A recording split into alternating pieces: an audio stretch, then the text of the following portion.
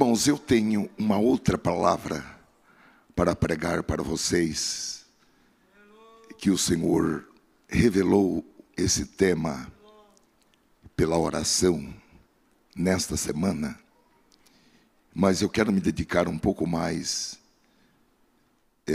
a aprofundar nesta mensagem que foi revelada pelo Espírito Santo, que é a respeito do manto de Moisés, que é o manto do ministério, que é o manto com que foram vestidos Arão e seus filhos. Então, eu quero continuar com os irmãos nesta noite. É que eu fui numa reunião de oração, só explicando, e me foi dito que durante aquela oração, o Senhor me revelaria um tema para a pregação. E de fato o Senhor me revelou o tema: o manto de Moisés. Mas hoje eu quero, com a graça que o Senhor nos der, voltar ao tema de domingo passado, a respeito da menina do deserto, o caminho de volta ao primeiro amor. O nosso texto base está no livro do profeta Ezequiel, capítulo 16. Profeta Ezequiel, logo depois de Jeremias, capítulo 16.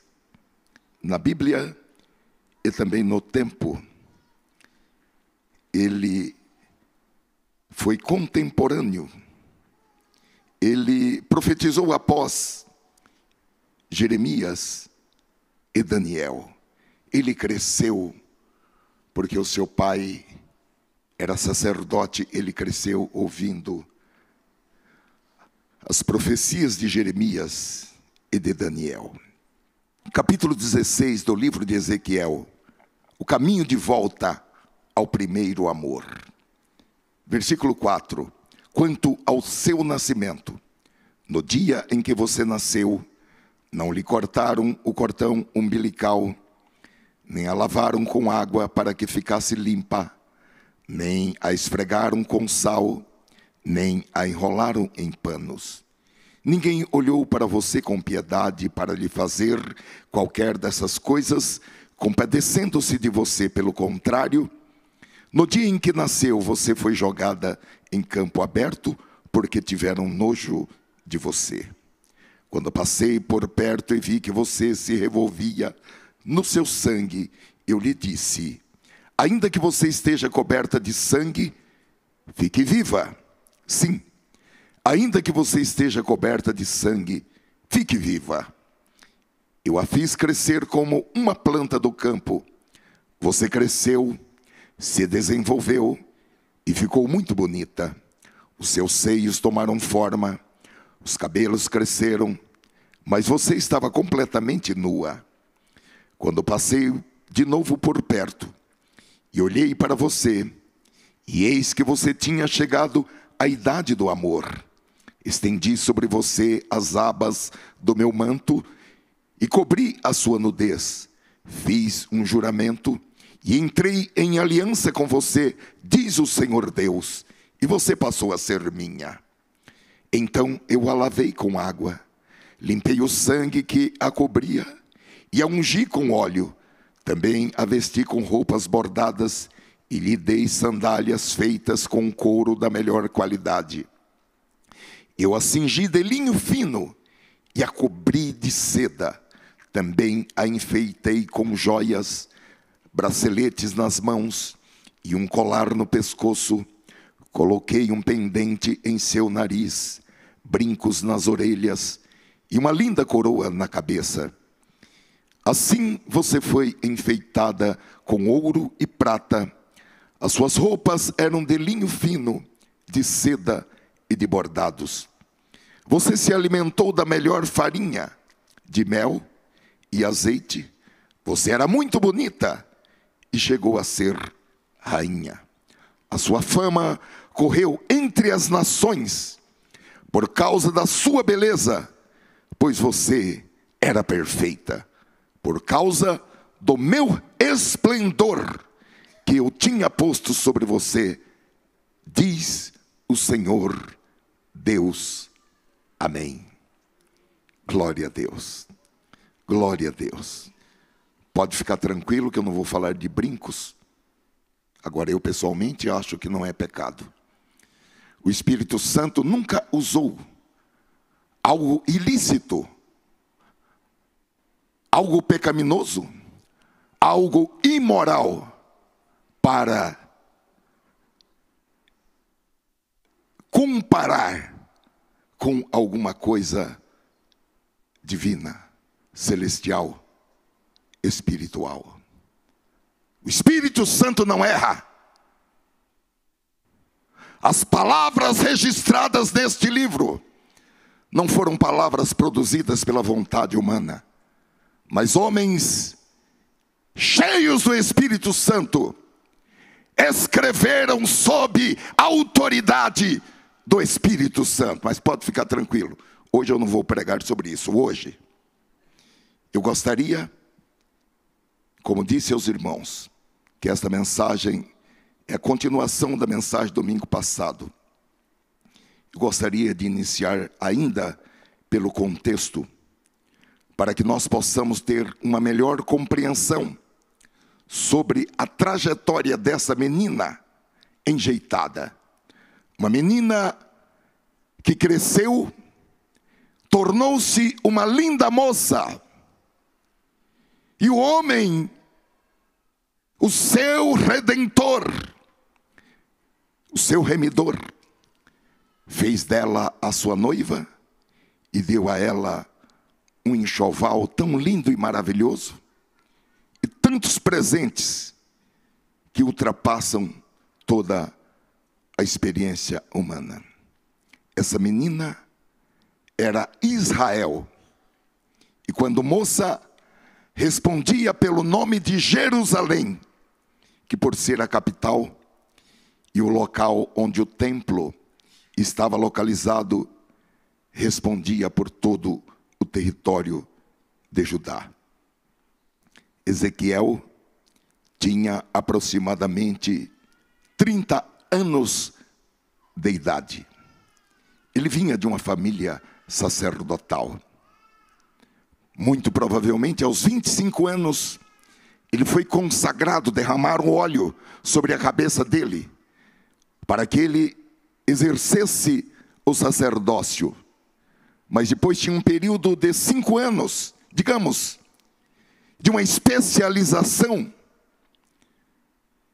E aos 30 anos, ele foi comissionado por Deus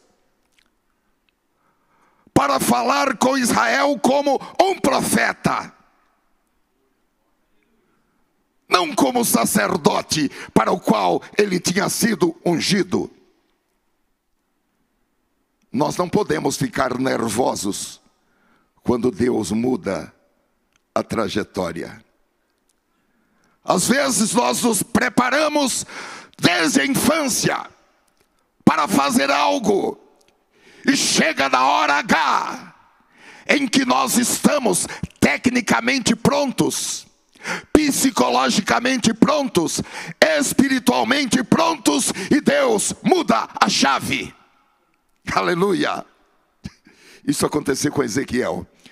Aos 30 anos, ele foi comissionado por Deus para falar com Israel como um profeta, com os seguintes propósitos. Primeiro propósito: incentivar os judeus tementes a Deus a permanecerem fiéis, a despeito de tudo o que estava acontecendo, porque Deus estava com eles. Segundo propósito: trazer os judeus que se afastaram de Deus ao arrependimento, para que eles pudessem evitar o futuro juízo de Deus.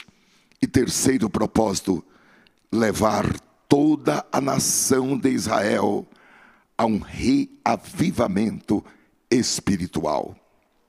Porque, meus amados irmãos, os judeus que estavam no exílio estavam se queixando de Deus, e estavam murmurando contra Deus.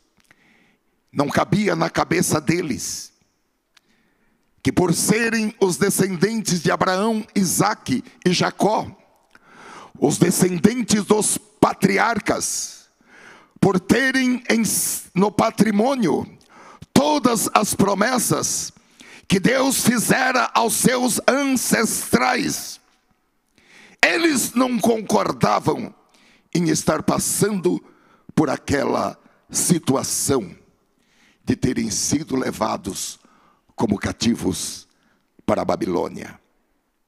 Porém, meus amados irmãos, a realidade é que Deus não tem sobrinhos, Deus não tem netos, bisnetos, tataranetos.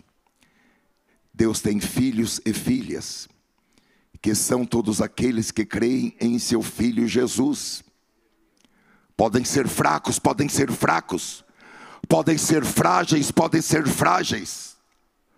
Pode até em algum momento negar a Jesus, podem.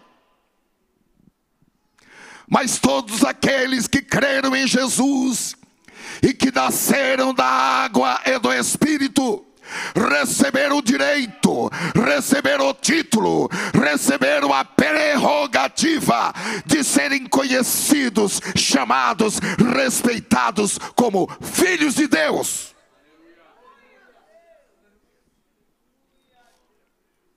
É muito importante entender que o vínculo que o seu pai, ou seu avô, ou seu bisavô teve com Deus, esse vínculo vai ajudar você na vida, mas vai ajudar apenas em um quesito, conforme a promessa do Senhor no Salmo 37, versículo 25, vai ajudar você a apenas não mendigar o pão. É claro que isso já está bom demais, porém, para a sua salvação, não haverá nenhum benefício em razão da herança genética. Você tem que dizer isso aos seus filhos, você tem que dizer isso aos seus sobrinhos. Ezequiel capítulo 18, versículo 20, diz que o filho não levará a culpa do pai, tampouco o pai será culpado pelo pecado do filho. Assim a justiça do justo lhe será acreditada, e a malignidade do ímpio lhe será devidamente cobrada com a vida. Agora, Ezequiel, esse profeta levantado por Deus, ele tinha o antídoto para a murmuração dos exilados. Porque, meus amados, a murmuração, ela é como um veneno.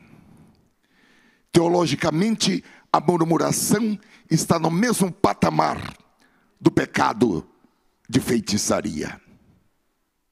Tanto faz como tanto fez. Dá na mesma. Feitiçaria e murmuração. E outros pecados num rol da palavra de Deus são pecados da mesma classe. E é como um veneno. Então é preciso um antídoto para neutralizar os efeitos deletérios, os efeitos contaminantes da murmuração. Porque Deus queria abençoar o seu povo. Deus queria cumprir as promessas que ele fizera a Abraão, Isaque e Jacó.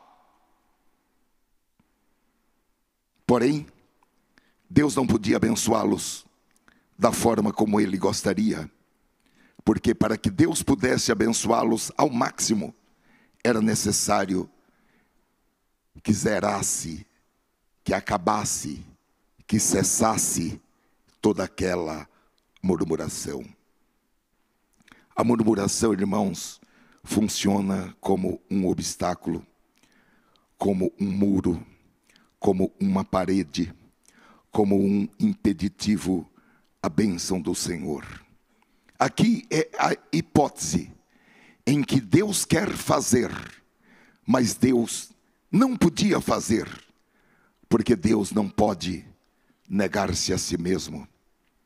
ele não pode negar a sua palavra. A misericórdia é grande, a compaixão é grande, a graça é grande, mas ele não pode negar a sua palavra. E Ezequiel tinha uma palavra profética, uma palavra que levaria aquelas pessoas à cura, ao arrependimento, ao perdão, uma palavra de orientação, de esperança, porque estava chegando o tempo em que o cativeiro terminaria. Estava chegando o momento em que eles novamente seriam um destaque e receberiam a dignidade e o reconhecimento das nações da terra como um povo abençoado por Deus.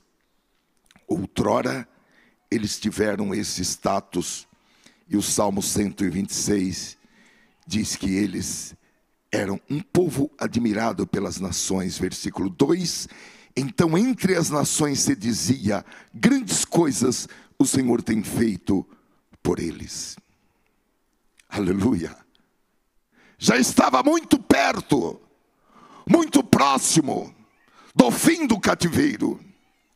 O Espírito Santo, como vento, já estava soprando sobre aquele povo com a sua brisa suave.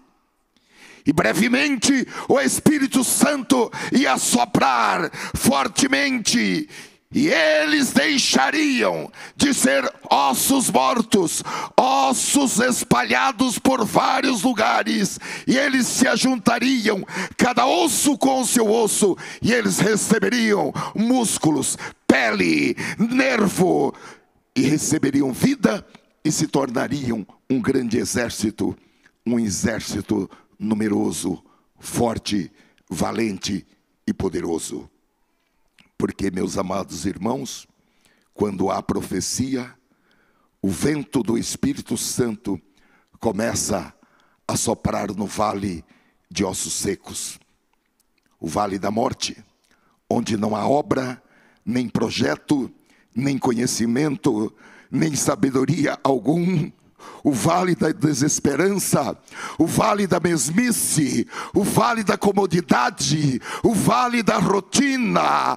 Quando o Espírito Santo, como vento, começa a soprar, oh glória a Deus, esse vale do comodismo, vale da morte, ele se transforma no vale da vida, no vale da esperança, no vale da velocidade, no vale da produtividade, que é o vale da bênção, o vale da riqueza. Quando o vento do Espírito começa a soprar, quando existe profecia, há prosperidade. O que era morte passa a ser vida. O que era escassez e falta passa a ser abundância. O que era vergonha agora será honra. O que era tristeza agora será alegria. O que era ignorância e burrice agora passa a ser sabedoria. O que era pobreza agora será riqueza. O que era doença agora será saúde. O que era ignorância agora será conhecimento. O que era frieza espiritual agora será um altar com fogo aceso. Olha, irmãos, o Senhor me motivou e eu vim pregar esta mensagem nesta noite para convidar você. O Espírito Santo está te dando mais uma chance, está te dando mais uma oportunidade a desapegar-se do velho e a fazer a transição do passado para o novo, porque o Espírito Santo tem uma coisa nova para você. O Espírito Santo tem unção fresca.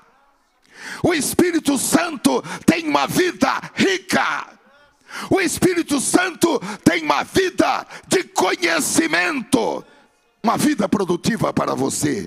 Agora é preciso fazer a transição do passado para o novo.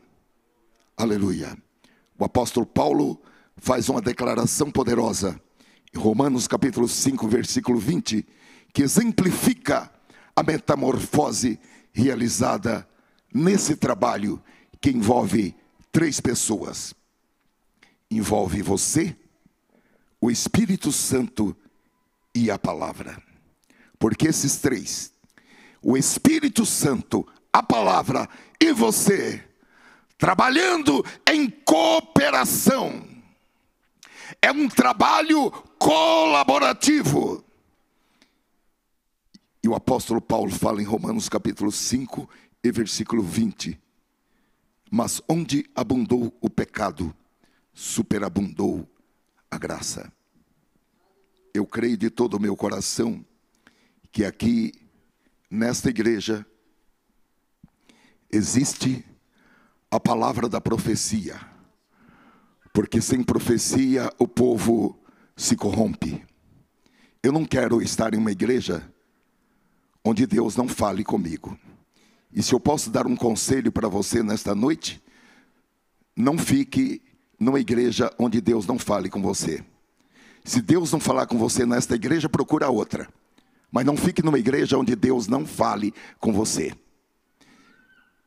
Se não houver uma palavra profética aqui, para dizer o que você deve fazer no dia seguinte, procure outro lugar onde Deus fale e você seja orientado pelo Espírito Santo. Bendito seja o Senhor. Eu creio que existe a palavra da profecia aqui neste lugar, porque sem profecia o povo se corrompe. E existe o vento do Espírito. E eu tenho, meus amados e queridos irmãos, sentido que o vento do Espírito está cada vez soprando de maneira mais forte, de maneira mais impetuosa, de maneira mais veemente. É aquele mesmo vento lá do dia de Pentecostes, quando se ouviu um som como o rugido de um furacão. Oh, glória a Deus! É o mesmo som que João ouviu, o som de muitas águas. E foram vistas línguas como de fogo. E todos receberam o Espírito Santo e começaram a falar noutras línguas. Línguas que eles desconheciam, mas o Espírito dava a eles poder para falar em outras línguas. Quando o profeta Ezequiel teve uma visão do estado espiritual da nação de Israel e daquilo que ele, como profeta, poderia fazer por aquela nação, ele foi levado em visão a um vale de ossos secos, e a dicção da palavra de Deus é ossos sequíssimos. E foi-lhe dito o que ele deveria fazer para trazê-los de volta à vida e para trazê-los de volta a um relacionamento com Deus. Porque, meus amados irmãos, vamos ser coerentes. De nada adianta a pessoa estar viva e não ter um relacionamento com Deus. De nada adianta a pessoa ter saúde, ou ter dinheiro, ou ter fama, e não ter um relacionamento correto com Deus. Mas o Senhor disse a Ezequiel qual era o papel que ele deveria desempenhar, o que ele deveria fazer. Ezequiel capítulo 37, versículo 9, e ele me disse: profetiza ao Espírito, profetiza ao Filho do Homem, e dize ao Espírito: assim diz o Senhor Jeová, vem dos 4 ventos ao Espírito e assopra sobre esses mortos, para que vivam. Eu fiquei pensando, irmãos, profecia e vento é uma combinação explosiva. E nós temos disponíveis, temos a palavra da profecia e temos também o vento do Espírito. Porém, é bom que nós saibamos que o vento do Espírito Santo somente sopra em lugares onde não há murmuração. Porque se houver murmuração, o vento, mesmo que esteja soprando, o vento para de soprar. Se houver murmuração e o vento ainda não soprou, o vento não sopra. Se você quer que a sua casa seja abençoada, decrete tolerância zero quanto à murmuração.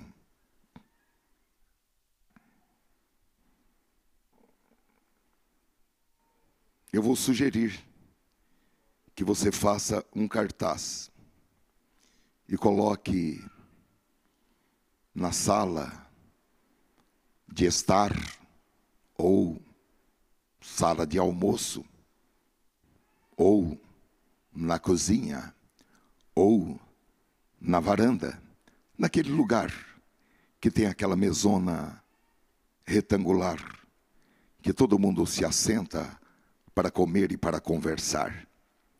Coloque ali um cartaz. Se você quiser, pode anotar. É uma pena que nós tivemos hoje problemas com as nossas TVs. Um cartaz com os seguintes dizeres: aqui nesta casa não há murmuração. Ponto. É só glória. Ponto de exclamação. Vou repetir para você anotar. Aqui nesta casa não há murmuração. Ponto. Na mesma linha. É só glória. Ponto de exclamação. Se você quer que a sua casa seja abençoada, decrete tolerância zero quanto à murmuração. Se você quer que sua vida pessoal seja abençoada, se você quer que sua vida profissional seja abençoada, se você quer que a sua carreira profissional vá em uma ascensão, ou mesmo a sua vida financeira, familiar, sentimental, amorosa, enfim, se você quer dar uma verdadeira guinada em sua vida, diríamos, uma guinada de 180 graus, não murmure. Nunca murmure. Não murmure contra você. Não murmure contra o seu próximo. Nem contra o seu irmão. Nem contra a sua igreja. Nem contra o seu pastor. Nem contra os seus líderes. E nem contra o seu Deus. Há uma regra explícita, um mandamento, uma ordem do Espírito Santo que está registrada em Filipenses capítulo 2 e versículo 14, que diz: fazei todas, não é fazei algumas, fazei todas as coisas sem murmurações nem contendas. Então eu tenho algo muito sério para falar para vocês nesta noite. É algo muito sério. E eu quero falar com muito temor de Deus, com muito respeito. Temor e tremor. Eu já sou um pouco trêmulo, por tremor é essencial. Mas tremor dentro da minha estrutura espiritual e emocional. Não seja amigo de murmuradores. Não leve murmuradores para a sua casa, porque apenas um só murmurador pode infectar toda a sua casa e trazer contaminações para a sua casa e fazer uma descontaminação.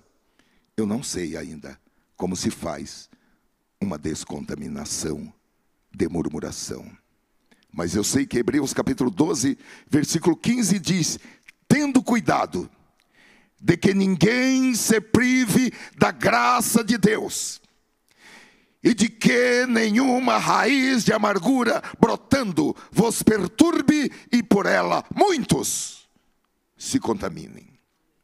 Se você quer que a sua casa seja abençoada, decrete tolerância zero.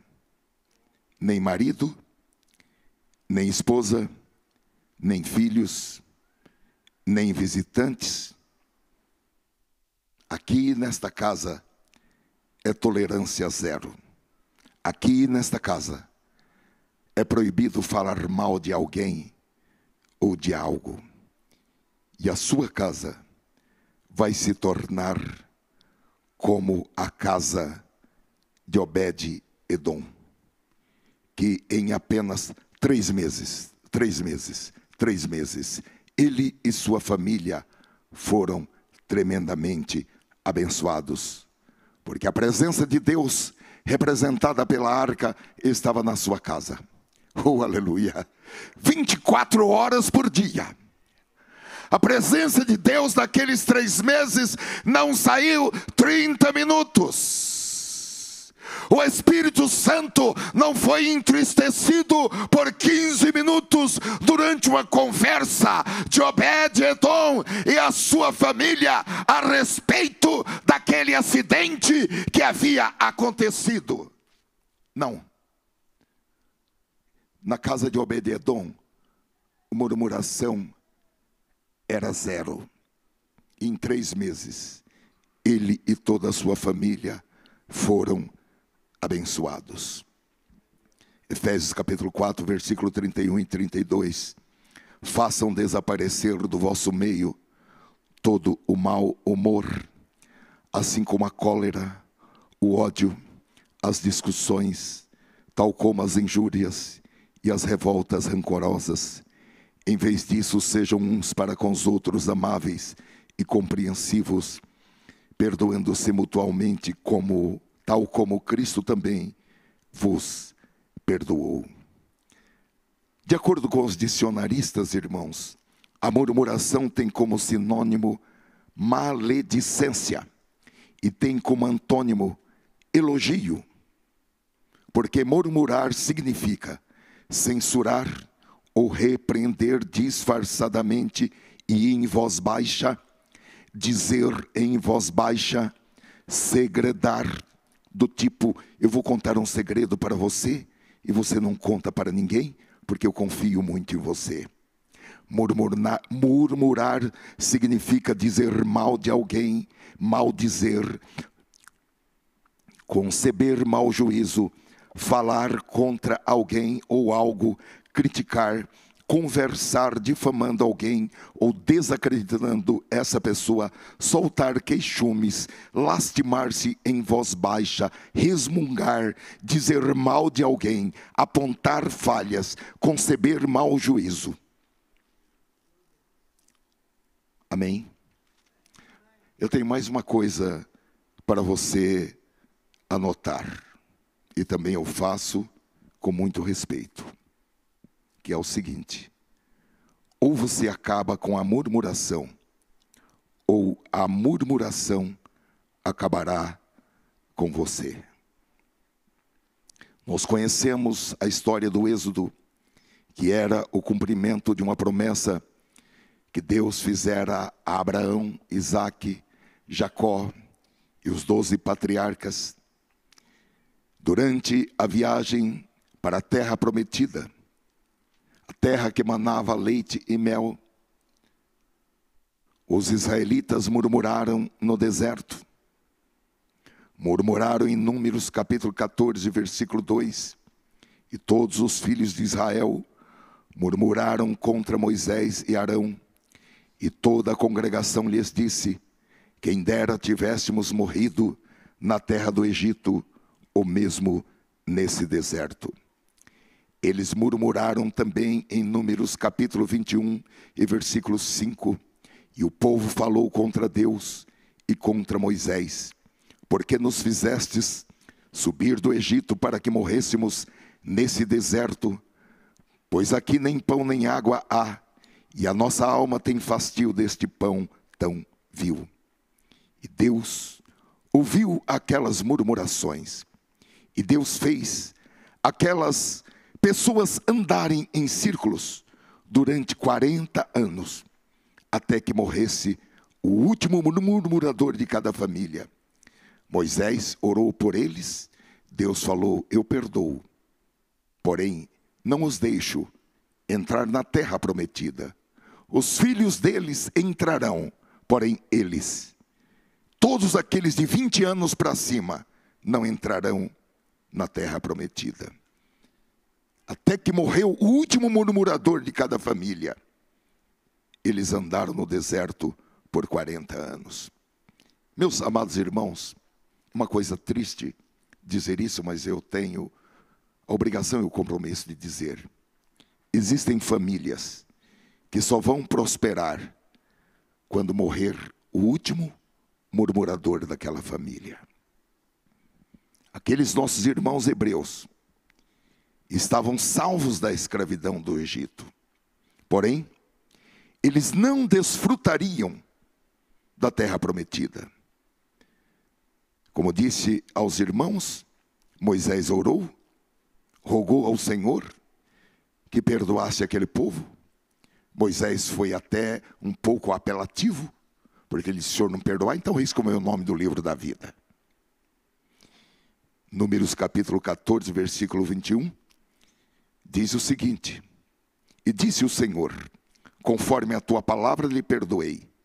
Mas no versículo 29, Números 14, 29, Deus diz que por causa da murmuração, naquele deserto, cairiam os cadáveres deles, como também todos os que de vós foram contados segundo toda a vossa conta, de 20 anos para cima, os que dentre vós contra mim murmurastes, salvante apenas, como nós sabemos, Calebe e Josué. Então a realidade é que eles estavam salvos da escravidão do Egito, estavam livres de Faraó, estavam livres dos trabalhos forçados e dos capatazes, porém por causa das murmurações, eles não veriam, eles não entrariam e eles não desfrutariam da terra prometida. Eu estou pregando esta palavra, mas estou com meu coração aqui em prantos, com uma certa dose de compaixão, irmãos. Eu creio que o crente que murmura, ele está salvo da escravidão do mundo. Eu creio que o diabo não lhe toca nem com o dedo.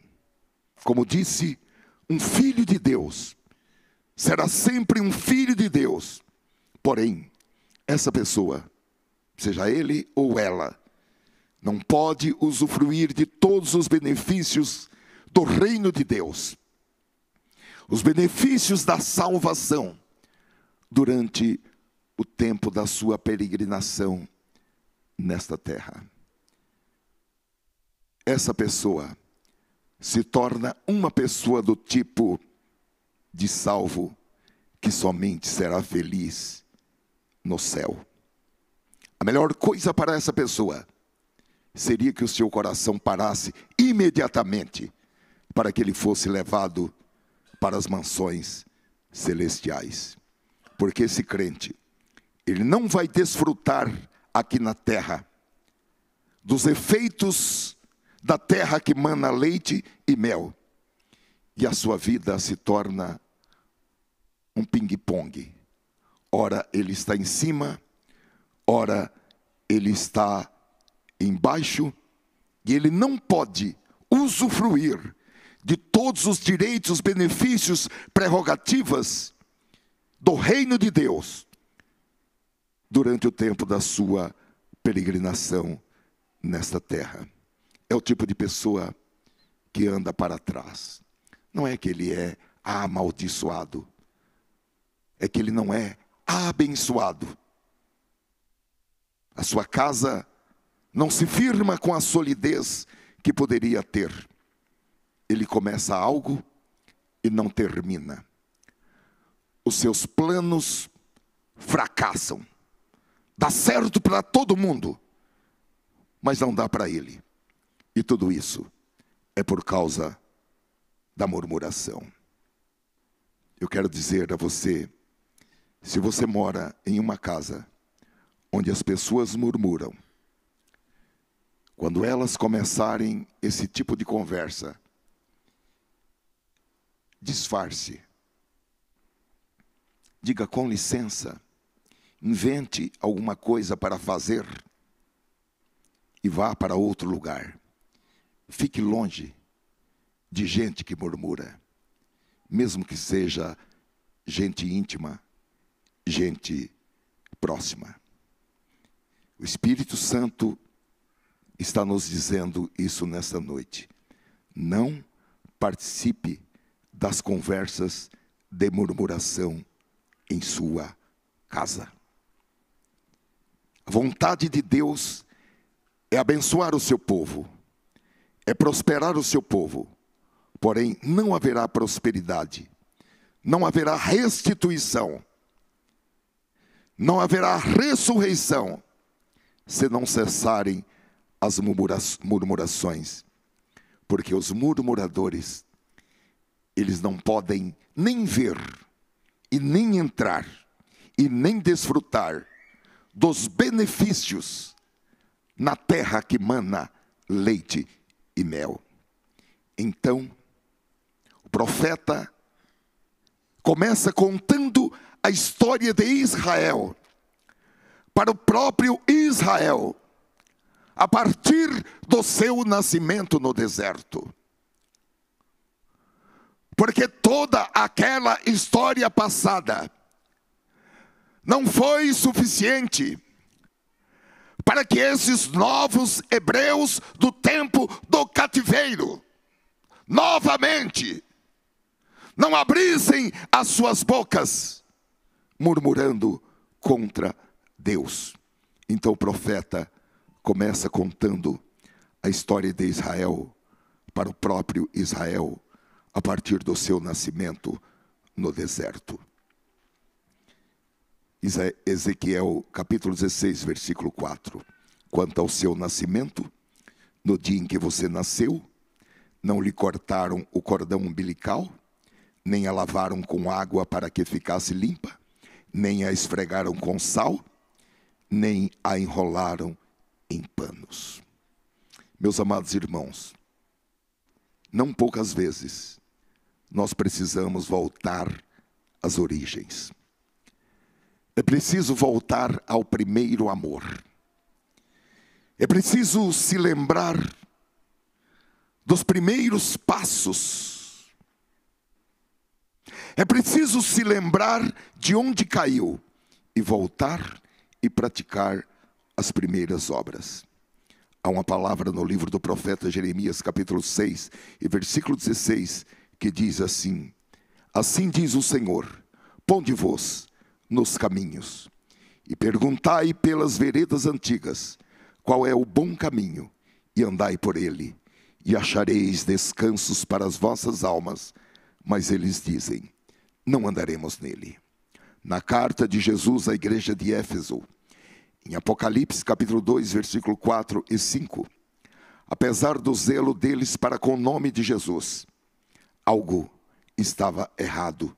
Então Jesus escreve para eles, numa carta endereçada ao anjo da igreja, dizendo, tenho porém contra ti, que deixaste o teu primeiro amor. Não é que eles perderam o primeiro amor. Eu já vi gente pregando isso errado. Eles não perderam o primeiro amor, eles deixaram o primeiro amor. Só que deixar o primeiro amor, esse esfriamento já era algo sério que precisava ser corrigido. Então Jesus disse, lembra-te, pois, de onde caíste, e arrepende-te, e pratica as primeiras obras, quando não brevemente a te virei, e tirarei do seu lugar o teu castiçal, se não te arrependeres. E meus amados irmãos, o profeta Ezequiel, nessa viagem no túnel do tempo, começa a dizer para aqueles novos israelitas, como foi que Israel nasceu. E ele diz que Israel nasceu no deserto, e compara Israel a uma bebê recém-nascida, que foi encontrada abandonada no deserto. Não lhe cortaram o cordão umbilical, não a lavaram com água para que ficasse limpa, nem esfregaram sal, nem a enrolaram em panos. Agora o versículo 5 diz que não houve ninguém que tivesse tido misericórdia dela, nenhum gesto de carinho, pelo contrário, ela foi jogada em um terreno baldio, sem piedade, e deixada ali, suja, desprezada, uma recém-nascida que ninguém queria. Assim era Israel. Porém, existe um Deus nos céus, o Deus que prometeu, que havia prometido: não te deixarei e nem te desampararei. Eu quero terminar esta mensagem dizendo que esta palavra do Senhor, ela está registrada na Bíblia, mas ela está registrada no céu. A Bíblia é um livro de registros na terra e de registros no céu. Tudo quanto está escrito nesta palavra terá o seu cumprimento. Nenhuma vírgula, nenhum jota, nenhum tio deixará de ter o seu cumprimento. E se Deus falou: não te deixarei, nem te desampararei, é assim, e ponto final. Quando você está passando por situações difíceis, e não há um só amigo disposto a lhe estender a mão, não há um parente, não há ninguém que lhe estenda uma mão de ajuda, não há ninguém que lhe diga uma palavra amiga. Quando você está em uma situação que você liga para alguém e a pessoa está vendo o telefone tocando, mas ela não atende. Ou numa situação que quando você chega, as pessoas disfarçam e saem de perto de você. Ou você vai em uma calçada e a pessoa passa para outra calçada para não te encontrar. Quando você não recebe um parente visitando a sua casa, creia que existe um Deus no céu. Creia que você não estará sozinho. É o que o Espírito Santo está dizendo nesta noite, que virá ajuda para você. Você vai se preparar para receber a ajuda do alto, porque a ajuda virá do alto. Ajuda não virá da terra, ajuda não virá de baixo, ajuda não virá dos parentes, ajuda virá dos céus. Os céus vão se abrir. E eu creio que nesta noite, isso está sendo selado aqui nesta noite. Ajuda não virá de onde você está esperando. Pode tirar os seus olhos dos parentes, pode tirar os seus olhos dos amigos, pode tirar os seus olhos dos montes. É uma revelação que o Espírito Santo está trazendo nesta noite. O socorro virá diretamente do Senhor, que fez os céus e a terra. É Ele que vai estender a sua mão. E a Bíblia diz: tendo Ele estendido o seu braço, tendo Ele estendido a sua mão, quem o fará recuar? Ninguém. O socorro virá de cima. Há um grande mistério, irmãos, desde o início deste culto. Há um grande mistério de Deus aqui para conosco nesta noite. Mas não é um mistério oculto, é um mistério revelado, porque o socorro virá do Senhor que fez os céus e a terra. Salmo 121, versículo 3. Pegue esta palavra: não deixará vacilar o teu pé, aquele que te guarda não tosquenejará. Você não vai cair. Você não será derrubado. Ele não deixará vacilar o teu pé. Existe um Deus no céu. E outra vez, Ele está cuidando de você. A Bíblia diz no Salmo 27, versículo 10, se meu pai e minha mãe me abandonarem, o Senhor me acolherá. Provérbios capítulo 24, versículo 16. Está escrito, 7 vezes cairá o justo e se levantará. Não ficará prostrado, o Senhor o levantará. Se você está abatido, caído, se você errou, se você pecou, o Senhor Jesus quer restaurar você. Ele tem capacidade de tomar você pela sua mão. Você não está morto. Você está apenas ferido. Você está apenas fraco, doente, abatido, desamparado. Mas nesta noite, você está recebendo a palavra da libertação. E eu acrescento a esta palavra de restauração da sua vida uma palavra em Miqueias capítulo 7, versículo 8. Ó inimiga minha, não te alegres a meu respeito. Ainda que eu tenha caído, levantar-me-ei. Se morar nas trevas, o Senhor será a minha luz. Amém, irmãos? Hoje você pode ser essa menina do deserto. Pode estar padecendo. Mas o Senhor tem enviado essa palavra para você. Porque Ele conhece a sua condição. E Ele quer mudar a história da sua vida por intermédio do seu Filho Jesus. Ele quer ser o seu companheiro. Ele quer andar ao seu lado. Quando ninguém quiser andar ao seu lado, quando ninguém quiser estar com você, Ele estará ao seu lado. Um amigo fiel. E não só isso, Ele vai lhe dar dignidade. Ele vai levantar a sua cabeça. Ele vai lhe dar agilidade. Hoje você pode ser a menina do deserto, mas Deus está olhando para você com misericórdia, com bondade, com compaixão. Deus ama você. Haja o que houver, nunca se esqueça que você tem um Deus e que Ele se importa com você e que Ele te ama. Nosso querido pastor faz cultos em presídios.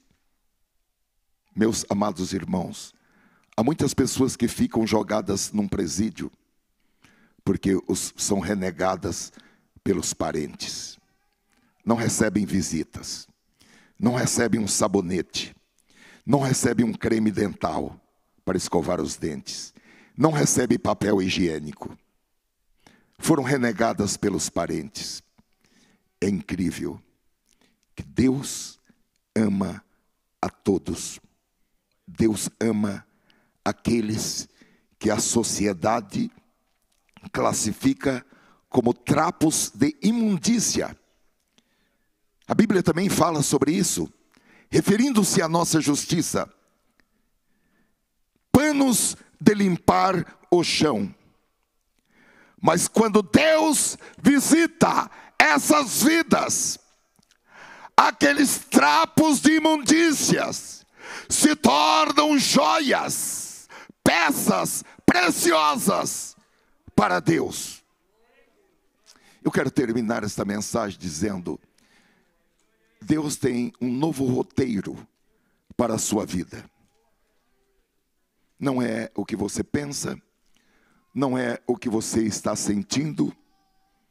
O roteiro que Deus tem para a sua vida, ainda que todos estejam dizendo, para esse não tem mais solução, morra na beira da estrada, morra sozinho aí no deserto. A palavra de Deus é: viva. Ainda que você esteja morrendo, viva! Deus tem um novo roteiro para a sua vida. Eu vou pedir a todos o especial favor de curvar as suas cabeças e fechar os seus olhos. Mantenha os seus olhos fechados,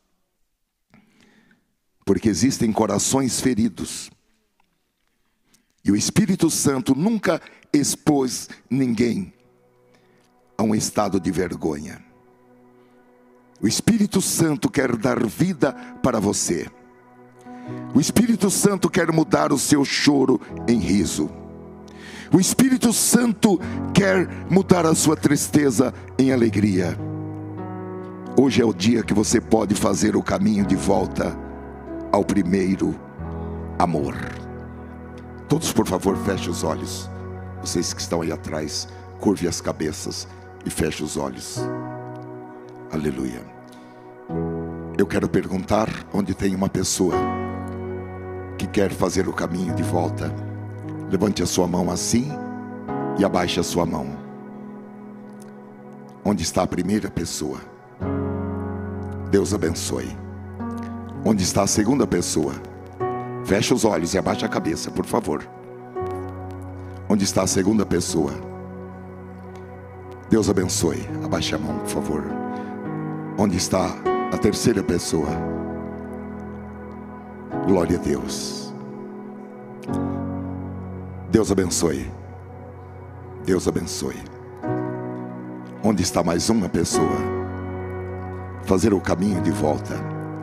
Voltar ao primeiro amor.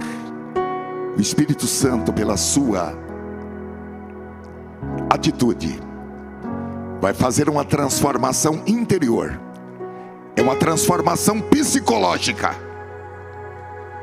É uma transformação na alma. Uma transformação que a psiquiatria não pode fazer. Uma transformação que as análises psicológicas não podem fazer. Uma transformação que a psicanálise não pode fazer. Jesus pode, a palavra pode, o Espírito pode. E esta é a noite. Onde está mais uma pessoa? Deus abençoe. Pode abaixar a sua mão. Oh, glória a Deus, oh, glória a Deus, oh, glória a Deus, oh, glória a Deus, oh, glória a Deus, oh, glória a Deus, oh, glória a Deus. Você que está conosco pela internet, nós já temos 2 pessoas que se manifestaram pela internet. Você pode ser a terceira pessoa, a quarta, quinta, pela internet, em nome de Jesus Cristo. Aleluia. Aleluia. Hoje nós não vamos ler os nomes das pessoas que se manifestaram pela internet, mas nós já temos 2 pessoas. 2 pessoas. Uma de Belmiro Gouveia, em Alagoas, e outra de Palmeira, estado do Paraná. São 2 jovens. Oh, aleluia. Jesus está salvando a juventude do Brasil. Oh, glória a Deus. Jesus está salvando a juventude da Zona Norte. Jesus está salvando a juventude de São Paulo. Ó Senhor Jesus, sela, Senhor, esta palavra. Sela, Senhor, esta palavra no coração dos meus irmãos e das minhas irmãs. Oh, chamados, chamadas para santos, para santas, neste momento, Senhor, de derramamento do Espírito Santo, neste momento de sonhos, de visões, de revelações, neste momento de vida, neste momento de promessas, neste momento de cumprimento de promessas, neste momento de prosperidade, neste momento de presentes, neste momento de recompensas. Oh, aleluia. Prepara-nos espiritual, psicologicamente, prepara-nos para este grande evento que o Senhor está realizando no meio da terra. Oh, aleluia, aleluia, louvemos ao Senhor. Oh, glória a Deus, oh, glória a Deus, oh, glória a Deus. Eu estou me lembrando de Saul, irmãos. Depois que foi derramado óleo na cabeça dele, ele saiu e já começou a profetizar. Oh, aleluia. Ele que nunca tinha profetizado, já começou a profetizar. Ele que não era filho de profeta, seu pai era fazendeiro, seu pai não era profeta. Ele começou a profetizar. Fiquemos de pé em nome de Jesus.